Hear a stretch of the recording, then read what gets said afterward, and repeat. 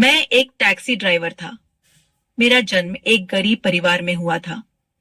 5 भाइयों में मैं अकेला जिंदा बचा था। मैंने कभी स्कूल का मुंह नहीं देखा था। मेरी उम्र जब 10 साल की थी, तभी मेरी माँ मर गई थी और मेरे बाप ने मुझे एक लोहार के यहाँ काम पर लगा दिया था। सारा दिन भट्टी के आगे बैठकर मैं लोहे का पंखा चलाता था। महीने में मुझे मेहनत के जो पैसे मिलते थे, उन पैसों को मेरा बाप शराब में उड़ा देता था। 8 साल तक मैंने लोहार की दुकान पर काम किया था।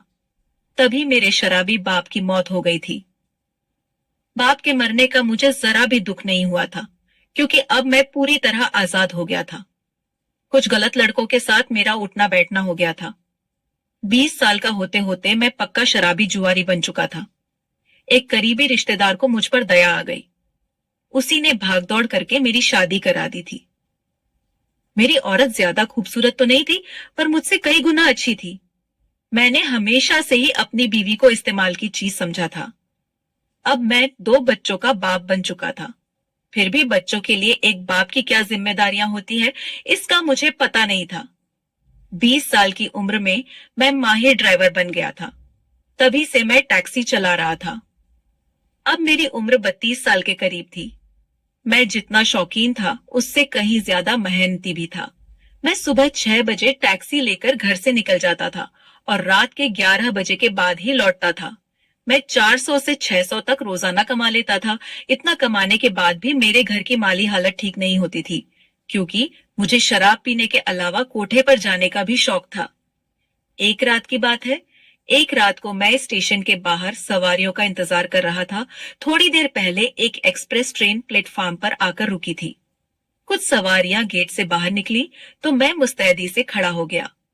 कुछ सवारियों से मैंने टैक्सी के लिए पूछा भी था, लेकिन सवारियों ने मना कर दिया। कुछ सवारियों को टैक्सी की जरूरत नहीं थी। जिन्हें जरूरत थी वे अपने परिवार के साथ थे। उन्होंने शक्ल देखते ही मुझको मना कर दिया था, क्योंकि शराब के नशे में डूबा मैं शक्ल से ही बदमाश लगता था। मैंने कलाई में बंधी घड़ी की तरफ देखा। रात के 11 बज रहे थे। एक ट्रेन के आने का समय हो गया था। शायद मुझे कोई सवारी मिल जाए, यह सोचकर मैंने बीड़ी सुलगा ली। रात 11:30 पर ट्रेन प्लेटफॉर्म पर आई सवारियां जल्दी जल्दी स्टेशन के गेट से बाहर निकल रही थीं। मैं सवारियों पर नजरें दौड़ाने लगा। अचानक मेरी नजर एक लड़की पर पड़ी तो मेरी आंखों में एक अजीब सी चमक उभर आई। मैं तेजी से उस लड़के की तरफ लपका और उससे पूछा, मैडम क्या आपको टैक्सी चाहिए? हाँ चाहिए, लड़के ने मेरी तरफ बिना देखे ही जवाब दिया। कहाँ जाना है आपको? शिवनगर, लड़की ने बताया। चलिए, कहकर मैंने लड़की के हाथ से बैग ले लिया। कुछ ही दूर टैक्सी स्टैंड पर मेरी टैक्सी खड़ी थी। मैंने डिक्की खोलकर बैग उसमें रखा और फिर अपनी सीट पर जाकर बैठ गया। तब तक लड़की पिछली सीट पर बैठ चुकी थी। उस लड़की की उम्र 20 से 22 साल के आसपास थी। वह बेहद खूबसूरत थी। पहनावे से वह अमीर और हाई सोसाइटी की लग रही थी। वह शायद किसी सोच में गुम थी। तभी तो उसने मेरे ऊपर ध्यान नहीं दिया था, वरना मेरा चेहरा और शराब के नशे में डूबी मेरी आंखें देखकर वह मेरी टैक्सी में कभी ना बैठती। लड़की पिछली सीट पर अधलेटी सी आंखें बंद किए हुए थी। मैं सामने लगे शीशे में से उसे बार बार देख रहा था। रेलवे स्टेशन से शिवनगर का रास्ता महज 40 मिनट का था। मैं धीमी रफ्तार से टैक्सी चला रहा था। उस लड़की ने मेरे अंदर उथल पुथल मचा रखी थी। मेरा ध्यान टैक्सी चलाने में कम उस लड़की पर ज्यादा था। मैं जितना उस लड़की को देख रहा था, मुझ पर उतना ही एक नशा सा छा रहा था। जवान लड़कियों को देखकर मेरे खून में गर्मी पैदा हो जाती थी। एक बार स्कूटर पर जा रही एक लड़की को घूरते हुए मैं अपने होश खो बैठा था। नतीजा के पिछले हिस्से से जा टकराई थी। इत्तेफाक से मैं बच गया था, मगर टैक्सी को काफी नुकसान पहुंचा था। लेकिन इसके बाद भी मैं अपनी हरकतों से बाज नहीं आया था। मेरा दिमाग और ध्यान कार में बैठी लड़की पर ही लगा था। अचानक 3 महीने पहले की एक घटना याद कर मेरे अंदर धीरे धीरे वासना का शैतान जागने लगा। हुआ ये था कि उस रात में कुछ सवारियों को रेलवे स्टेशन छोड़ने आया था। रात के तकरीबन 11 बज रहे थे। शायद कोई सवारी मिल जाए, इसके साथ में सवारी मिलने का इंतजार करने लगा था। कुछ ही देर में मुझे एक सवारी मिल गई थी। वह एक लड़की थी और उसे मानेक कॉलोनी जाना था। उसे टैक्सी की जरूरत थी। उसने कई टैक्सी वालों से बात की थी। रेलवे स्टेशन से मानेक कॉलोनी काफी दूर था, तकरीबन 1 घंटे का रास्ता था। ज्यादातर टैक्सी वालों ने रात को इतनी दूर जाने से मना कर दिया था। कुछ टैक्सी वाले वहां जाने के लिए तैयार हुए भी, मगर उन्होंने किराया बहुत ज्यादा मांगा। आखिर में लड़की का सौदा मुझसे पड़ गया था। वह लड़की कम उम्र की व खूबसूरत थी। सफर में बोरियत से बचने के लिए लड़की टाइम पास करने की नीयत से मुझको अंकल पुकार कर बातें करने लगी थी। मैं उसके सवालों का जवाब देने के साथ साथ खुद भी उसके बारे में पूछताछ करने लगा था। उस लड़की का नाम पूनम था।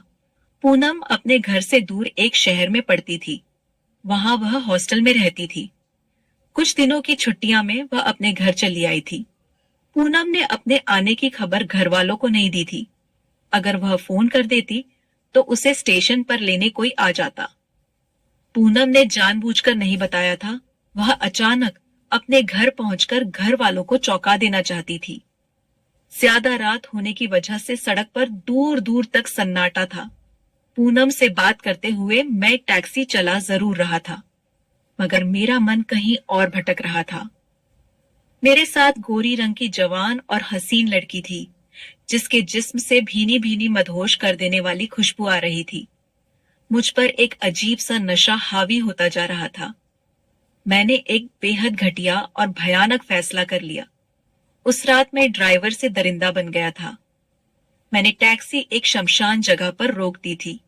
इससे पहले कि पूनम कुछ समझ पाती, मैं कार के अंदर ही उस पर टूट पड़ा था।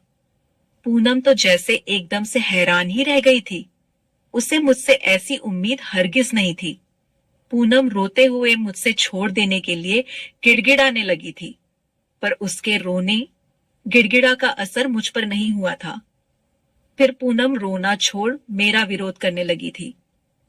अचानक मैंने सीट के नीचे रखा चाकू निकाल लिया और बोला था, सुन लड़की, अगर ज्यादा फड़फड़ाएगी तो इसी चाकू से तेरी गर्दन काट डालूंगा। इस सुनसान जगह पर तुझे कोई बचाने नहीं आएगा।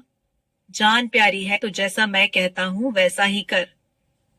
पूनम पर इस धमकी का असर पड़ा। वह मासूम लड़की मौत के डर से बुत सी बन गई थी। अब मैंने उसके होठों पर अपने होठ रख दिए, फिर उसको बेहता चूमने लगा और उसके जिस्म से खेलने लगा। जब मैं शांत हुआ तो देखा वह एकदम शांत थी। उसकी आंखों से आंसू निकल रहे थे। मैं उसे वही सड़क किनारे छोड़कर रफू चक्कर हो गया था। आज बहुत दिनों बाद मुझको सुनहरा मौका मिला था, जिसे मैं अपने हाथ से जाने नहीं देना चाहता था। मैंने अपनी तरफ से बातचीत की शुरुआत की, पर वह लड़की ने मेरे किसी भी सवाल का जवाब हाँ या ना से ज्यादा शब्दों में नहीं दिया। काफी सोचने समझने के बाद मैंने फैसला किया कि मैं उसके साथ मनमानी जरूर करूंगा, बाद में चाहे जो कुछ भी होता रहे। सड़क पर सन्नाटा था। मैं मन ही मन लड़की की इज्जत से खेलने का ताना बाना बुनने लगा था। शिवनगर से 1 किलोमीटर पहले एक दूसरे शहर को सड़क जाती थी। वह सड़क ज्यादातर सुनसान रहती थी। मैंने टैक्सी उसी सड़क पर मोड़ दी थी।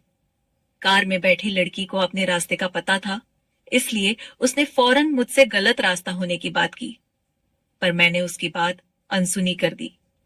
खतरा महसूस करके लड़की विरोध करने लगी, तो मैंने एक जगह टैक्सी रोक दी और सीट के नीचे से चाकू निकालकर दहाड़ा। सुन लड़की, अगर जरा सा भी आनाकानी की तो पेट फाड़ दूंगा। मेरी भयानक आंखों में वासना के लाल लाल डोरे तैर रहे थे। लड़की को धमकी देकर मैं उस पर टूट पड़ा। तभी उस लड़की ने मुझे ऐसी लात मारी कि मैं बेहोश हो गया। अगले दिन जब मुझको होश आया तो अपने आप को अस्पताल में देखकर मैं चौंक पड़ा। दर्द से मेरा पूरा बदन दुख रहा था। कल रात के सीन मेरे जहन में घूमे तो मेरा पूरा जिस्म कांप उठा। कल रात में दरिंदा जरूर बना था, लेकिन कामयाब नहीं हो सका था, क्योंकि कल रात वाली लड़की पहले वाली लड़की की तरह कमजोर नहीं थी। वह लड़की मुक्केबाजी और कराटे में माहिर थी। उस लड़की ने मुझको बहुत पीटा था। लड़की ने एक जोरदार लात मेरी दोनों टांगों के बीच मारी थी। इसके बाद मुझे कुछ होश नहीं था। मैं अस्पताल कैसे पहुंचा, कब पहुंचा और किसने पहुंचाया, इसका मुझे कुछ पता नहीं था। मैंने डॉक्टरों से जब यह खबर सुनी तो मानो मेरी जान ही निकल गई।